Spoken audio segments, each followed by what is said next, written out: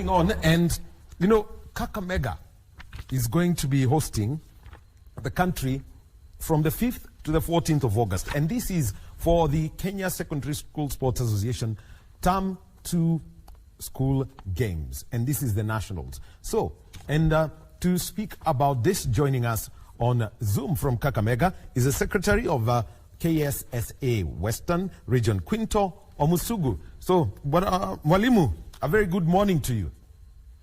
Morning to you, sir. All right. Thank you very much for joining us. And as we have a conversation, and this is about the secondary school games. First of all, you know, Western were having their regionals and the finals culminated over the weekend. Maybe you could just start by giving us an overview of how it went out for your region. Okay, as you said, my name is Quinto Omusugu, the Secretary General, Western Region, Kenya Secondary School Sports Association. I'm also the National Vice Secretary General for the same association. So over the weekend, we did our finals and we were able to select our team that will represent the region during the nationals, which will take place from the 5th to the 14th of August, as you've said. So our championship was very competitive. And looking at the blend of the teams we have teams which are seasoned and we have newcomers in the championship. So the nation should expect a very strong representation from Western. And also something else that came up, I know people may not want to talk about it, but we have to. And we saw that the imposition of rules, especially when it comes to the kitting of teams, to ensure that there is a form of neutrality. Just explain to us, you know, the regulations about kitting, because we saw in the finals somebody in the political class wanted to have both teams, you know, with his name on it, but you had to remind them that there are rules around school games. Yes. Now, the Kenya Secondary School Sports Association does these activities on behalf of the Ministry of Education and non-political entity, non-aligned. We are neutral, and that's why when politics maybe wanted to come into our games, the ministry gave direction that we are supposed to be neutral, and actually that's what happened. We couldn't allow either side of the political divide to take charge of the games. I think that is the position of the ministry. Okay, all right. So now let's move on now, and let's start with the preparations. Kakamega High School was designated by the State Department for Education as the primary host school for the national school games, which are in Term 2. Maybe you could just give us a brief, an overview of where the various disciplines will be played and how people can get to watch the youngsters perform. Yeah, thank you. Now, Kakamega High School will be the main venue, because when we talk about Term 2 games, we talk about football, both boys and girls. We have volleyball, boys and girls. We have rugby sevens. We have basketball 3-on-3, and then we have the racket games. Now, Kakamega being the main venue, we expect all the footballs to be at Kakamega High School. We expect all the volleyballs to be at Kakamega High School. We expect rugby sevens to be at Bull Ring. And then we expect Masinde Muliro University of Science and Technology to host us in racket games and netball. And finally, basketball 3-a-side will be also on Kakamega High School. All right. Now, you know, bringing together all the 8 regions, and where, you know, some regions bring 2 teams apiece, what's the full arrangement that are being made by the various secretaries who will also be paying you a visit, you know, to see where the students will be coming? Yeah, we are having a meeting tomorrow of all the 8 regions. The secretaries are coming tomorrow to present their teams that are qualified from the various regions, and then we do the planning so that from the onset everybody knows where his teams will be hosted, where his teams will be playing from, and all that. So we're having a full planning meeting tomorrow at Kakamega High School, probably from 8 a.m. All right. Yes, we are speaking with Quinto Omusugu, who is the secretary. Actually, the secretary will take charge and they'll have to lead the region. Okay. So let's simply take a look at how you do the draws, given that there are 8 regions that are represented? How do you do the draws? Let's start with, for example, boys football and girls football. The draws were done much earlier during the national executive meeting in January. And I think that information already trickled down to the teams who are already qualified to the national games. So we don't do draws at this level. At this level is to receive the teams and fit them in the various pools that they belong. So that information, I think, is already with the secretaries, is already with the teams, is already with all the concerned stakeholders in these games. All right, that means everyone knows their opponents, so they start preparing. They already know their opponents, yes, that's very much true. So let's now start with this. When you bring in, there will be a clinic on the 5th and 6th of August. Just give us a background of what the clinic is all about. We do harmonization clinics for our referees so that we are in unison. When you take charge of a game, everybody understands what you do there. Because these referees come from different backgrounds. Maybe they interpret the rules very differently. But when they are brought together, and we shall have facilitators for that, very qualified personnel, we tend now to reason in the same way. We tend to interpret the rules the same way, and everybody has a common understanding of what is taking place in the field as concerns the referees. So we normally call it harmonization clinic because we want to bring those experiences and harmonize them so that we agree on most issues concerning refereeing of our games. Now, coming to that about refereeing, and there are always concerned, and recently I think the Kenya Academy of Sport had a conference, and they had a conversation, including with people from the Ministry of Education, the Kenya Institute of Curriculum Development. And the one thing they always say is, how do you have the match officials not only interpret the laws of the game, but also know how to handle this the young sportsmen who will be at the school games? Yes.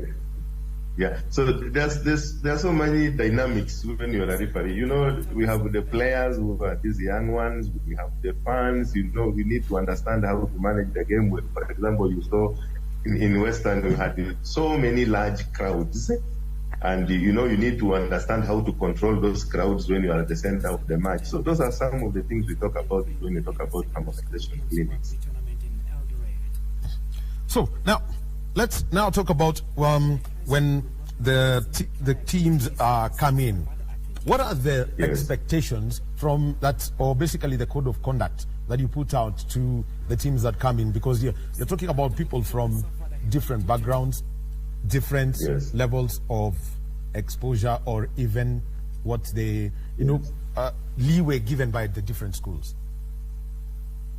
Okay, as a KSSSA, and because we are bringing together so many people, so many personnel, and we have so many stakeholders, the ministry has its own policies about these games.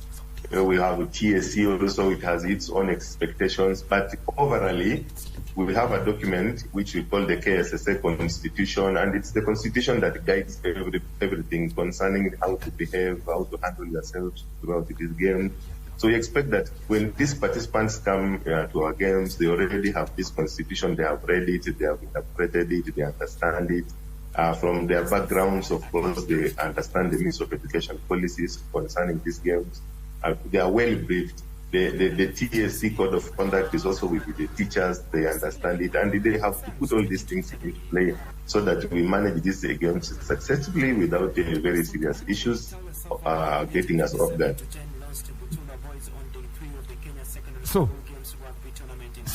let us now move on to, how you're going to select the representation, because it's going to be a very interesting turnaround this year, because whoever wins, there are various classes in Kakamega, that person will not travel eastwards. They will move to Busia onto Rwanda for the East African Games. What's the plan, to get this done, such that, because it's going to be quite some time for travel? Okay, we know the team. The championship is actually to select the teams that will proceed to represent Kenya at FIESA Games Huye in Rwanda. So after the championship, those who qualify, we shall have a coordination activity probably at Kakamega High School. There are so many things we require when we're traveling out. Maybe the students need to get their passports, the teachers, the officials, and all that. So that's done through the coordination, and that will probably take place at Kakamega. So when we travel, we make sure that our people, that is the students, the players, the officials, they have all the requirements necessary for them to travel overseas for these games. So, all right, the kind of support that you're getting, from the Department of Immigration, because the good thing is some of the students may not have IDs, but they may require what is known as the East Africa travel permit.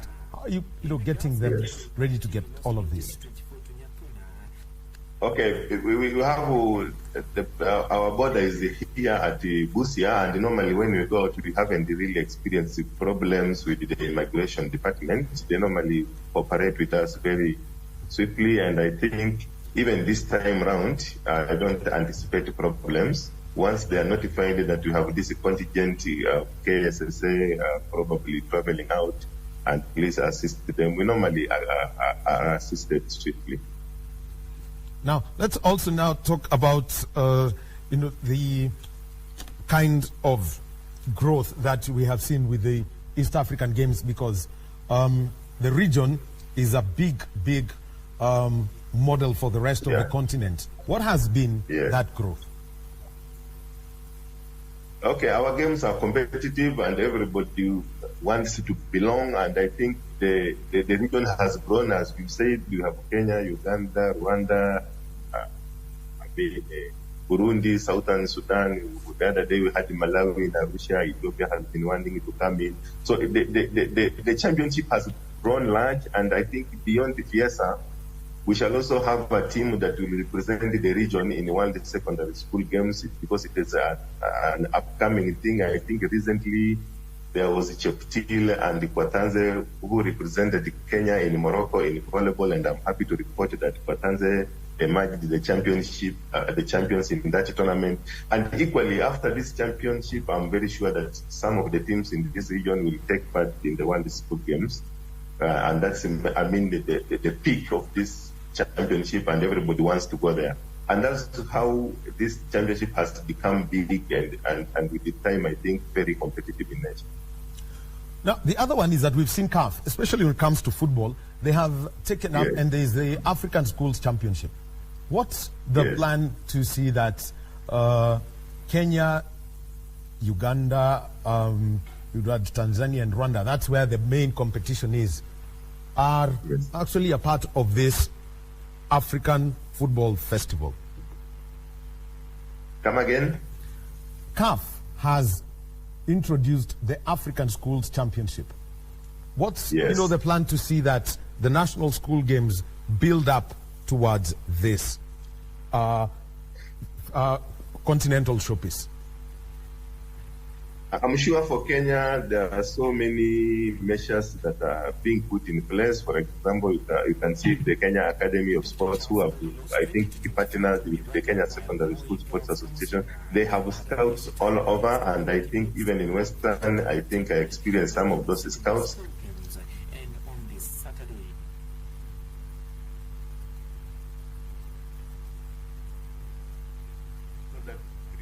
The best representation.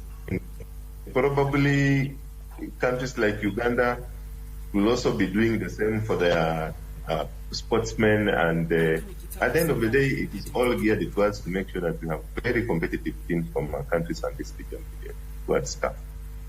Now, one of the things that a lot of raises concerns has always been about the age of the players who are allowed to compete in secondary school games. So, what are the regulations that you give to the various competing schools, and how you ensure that those regulations are adhered to appropriately? For us in Kenya, we know our system and our regulation is that these games are supposed to be played by persons who are not more than 20 years, as we talk about under 19. And for us, we have various mechanisms that we use so that we are able to establish that this player is within this age limit. We have the birth certificates, we have the KCB certificates, we have what we call NEMIS and UPI, where students are registered, which is used by the Ministry of Education to identify the various students within our system. So for us in Kenya, basically those are the basic identification tools that we can use to determine the age of a student. And for us, they are in play. We make use of them very greatly. Okay. Now, what are the penalties that would befall a school that flouts these regulations? Because at times, people say you're stripped of your title and then maybe it's replayed. But what are the penalties to make sure that they cease and desist? Yeah, we in our constitution, we have spelled out the penalties when you are engaged in irregularities. If you are culpable, it can warrant a disqualification, it can warrant a ban of probably 2 years or probably 3 years. So all those things are explained in the constitution. But mostly it is a disqualification and a ban, probably to the team and to the coach. Well, I think if anybody has got any crafty ideas about that, then I think it's a wrong place to be. Now, let's move on. It's a wrong place. It's a wrong place, and morally it is not right. So we should learn to do the right things, actually, moving forward.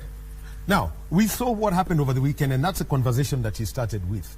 The boys' final at the Bukhungu Stadium attracted a crowd that would make some clubs in the FKF Premier League jealous.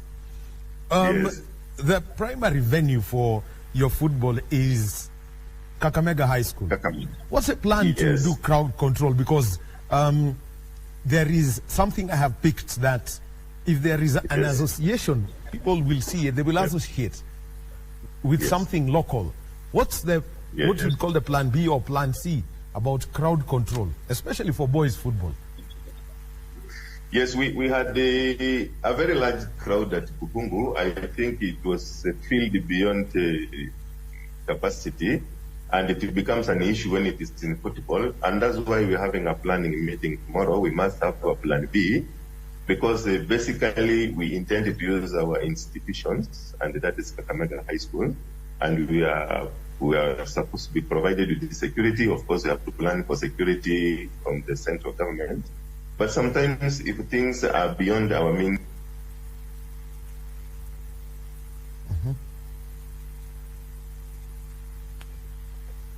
and therefore in a meeting, we will have to plan appropriately on whether we shall use the open field at Kakamega High School, or whether we shall have to relocate the final match and cover the opening ceremony for purposes of crowd control. So that's a decision we shall arrive at tomorrow when we're having the secretaries meeting. All right. Thank you very much. Mwalimu Quinto Omusugu is the secretary, Kenya Secondary School Sports Association Western Region, and he is a very busy man at the moment, not just in class, but because he has got to organize for all other secretaries from the other 7 regions for the Term 2 National School Games. The primary host is going to be Kakamega High School. So the sports that are there, we've got football for boys and girls, we've got volleyball for boys and girls, we've got netball, rugby 7s, basketball 3-on-3, and racket games. Just one more, Mwalimu Omusugu. Netball has traditionally been a girls' sport, but we have seen men's netball being played, and Kenya even has a national team. What's the plan to introduce netball into boys' schools? And by the way, there are so many sports that we are still considering to bring on board. Not just about netball boys. There's also pressure to have rugby 7s for girls. We have other games like the Scrabble, the chess and all that. So we are under pressure, and I think at the opportune time, when we are done with this championship, maybe the national executive, together with the Ministry of Education, will sit and evaluate the possibilities of bringing on board such kind of teams, because actually we have men playing netball, we have girls playing rugby sevens, we have students playing chess and craft, among other games. I think the policy makers will have to look at it, and probably is an issue of sponsors, and we get the sponsors, then we can bring on board those games. All right, and we will see it now move from national school games, because some people simply call it ball games. That's right. Yes. That is what Tam2 is known for. And they don't play badminton with a ball. Yeah, because the popularity is in football. Aha.